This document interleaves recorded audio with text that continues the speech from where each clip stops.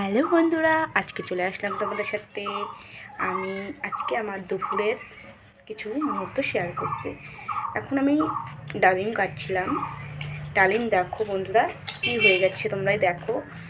কদিন থেকে আছে, আমি ভুলে গিয়েছিলাম, রেখেছি, আর খেতেও টাইম পাই না, আর ইচ্ছেও করে না। তাই ভাবলাম যে আজকে কাটি আর তোমাদের সাথে কিছু মুহূর্ত শেয়ারও করে দেই। তো সব থেকে প্রবলেম আমার একটা জিনিস, এই যে ডালিম কাটাতেই একদম পছন্দ না, মানে প্রবলেম হয় খুবই ডালিমটাতে। দেখতে পাচ্ছ কতটা প্রবলেম হচ্ছে,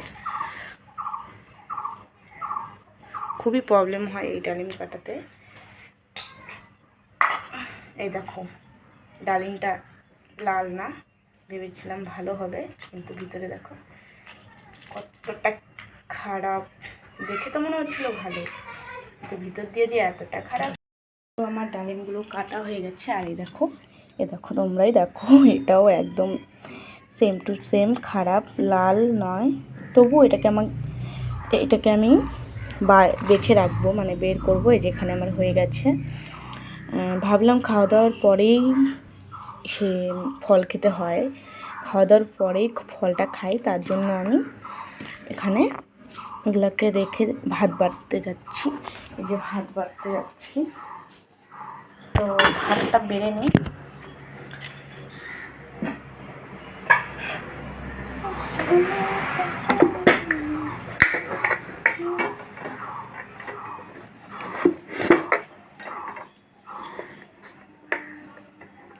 আজকে দুপুরে ভাতটা একটু অল্পই খাবো, খাওয়ার ইচ্ছে নেই, একটু দেরি করে খেয়েছিলাম সকালবেলায়।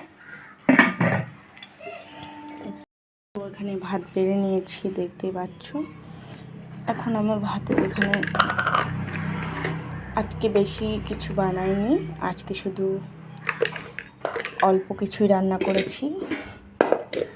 আজকে বেশি কিছু, ভেন্ডি ভাজা রান্না করেছি। প্রথমে ভেন্ডি ভাজাটা দিয়ে ভাত খেয়ে নিই, প্রথমে আমি ভেন্ডি ভাজাটা দিয়ে ভাত খাবো, কারণ কি ভাজাভুজি দিয়ে ভাত খেতে ভালো লাগে।